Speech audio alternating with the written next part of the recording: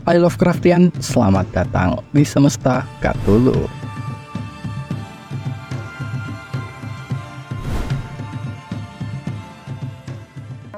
Sub-Niggurath, sang dewi kesuburan atau yang biasa disebut The Black God with a Thousand Young. Dia adalah salah satu outer god yang tinggal di luar ruang dan waktu. Tempatnya ini konon disebut Sumac-Kun di Black Nebula. Nama lain yang pernah digunakan oleh Om Lovecraft untuk Sub-Niggurath adalah Lord of the Wood. Dia adalah outer god yang paling banyak disembah oleh manusia maupun makhluk non-manusia. Para penyembahnya termasuk orang-orang Hyperborean, Muvian, dan Sarnax, serta berbagai kultus, druidik, dan barbar. Dia juga disembah oleh spesies-spesies non-manusia seperti fungi from Yoggoth atau Migo, atau orang-orang Genyan dan Nuksot dari Yadid. Biasanya para penyembahnya ini memiliki perlengkapan okultisme yang sangat mengerikan yang digunakan untuk mengsummon Sub-Niggurath. Tempat biasanya mereka melakukan ritual adalah di dalam hutan, dan waktu yang tepat untuk melakukan ritual pemanggilannya adalah saat New Moon atau bulan baru.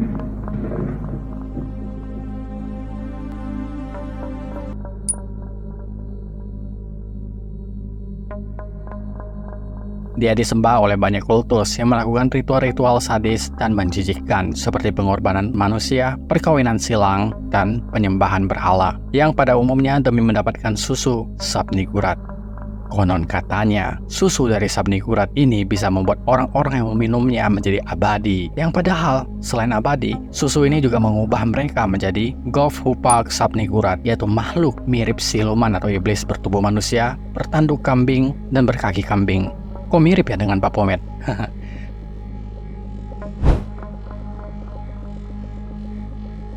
Sub-Niggurath dikatakan memiliki bentuk seperti kepulan awan gelap atau entitas hitam yang penuh dengan banyak tentakel. Mulut-mulutnya yang mengerikan dan memiliki kaki seperti kaki kambing. Dia terus-menerus melahirkan makhluk-makhluk kecil yang disebut sebagai The Dark Young of Sub-Niggurath dari tubuh orang yang telah dia mangsa. Jadi, tubuh-tubuh orang yang telah dia mangsa ini pada akhirnya akan berubah menjadi The Dark Young of Sub-Niggurath. The Dark Young of Sub-Niggurath adalah monster hitam pekat yang mengerikan yang tampak terbentuk dari tentakel-tentakel. Mereka memiliki tinggi setinggi pohon atau sekitaran 6 meter. Makhluk ini memiliki beberapa pasang kaki kekar dan berkuku.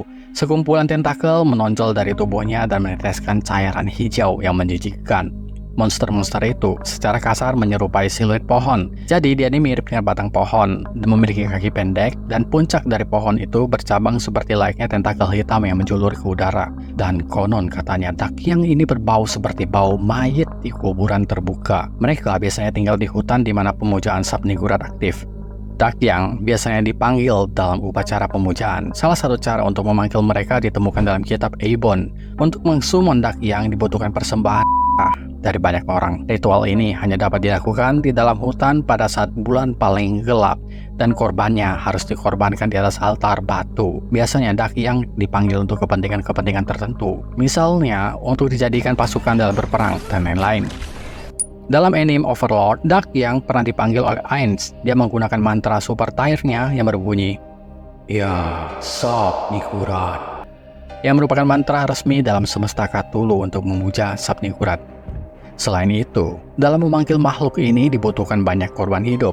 Dalam anime Overlord, Ainz menggunakan 70.000 tentara kerajaan yang sedang berperang melawannya sebagai tumbal untuk memanggil beberapa Dark Young yang kemudian Dark Young ini meratakan seluruh prajurit pasukan kerajaan yang tersisa. Bayangin, buat ngesummon Dark Young aja dibutuhkan tumbal sekitar 70.000 orang. Gak kebayang berapa banyak tumbal yang dibutuhkan untuk mengsummon Sub-Niggurath, maknya para Dark Young.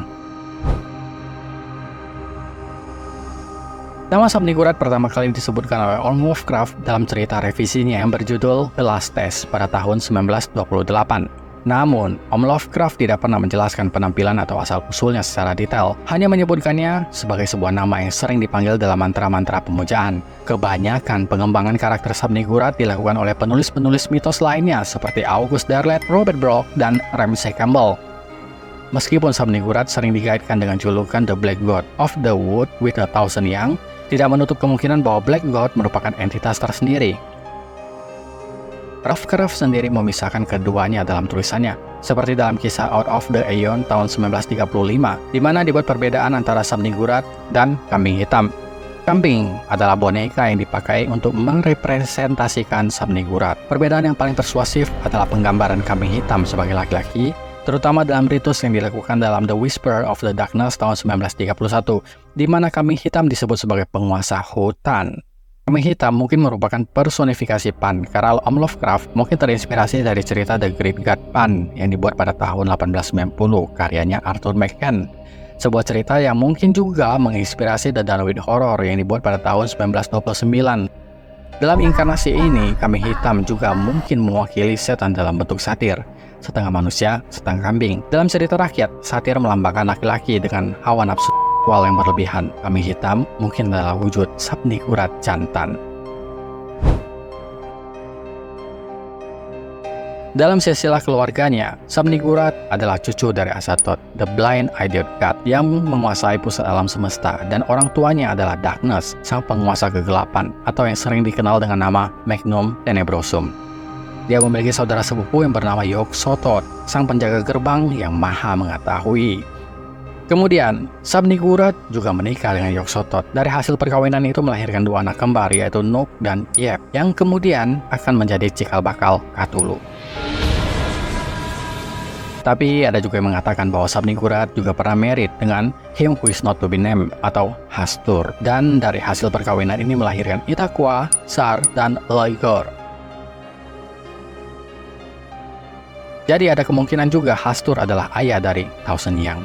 Meskipun ada kemungkinan besar mereka dilahirkan melalui visi juga. Jadi Sabnigurat ini suka poligami ceritanya.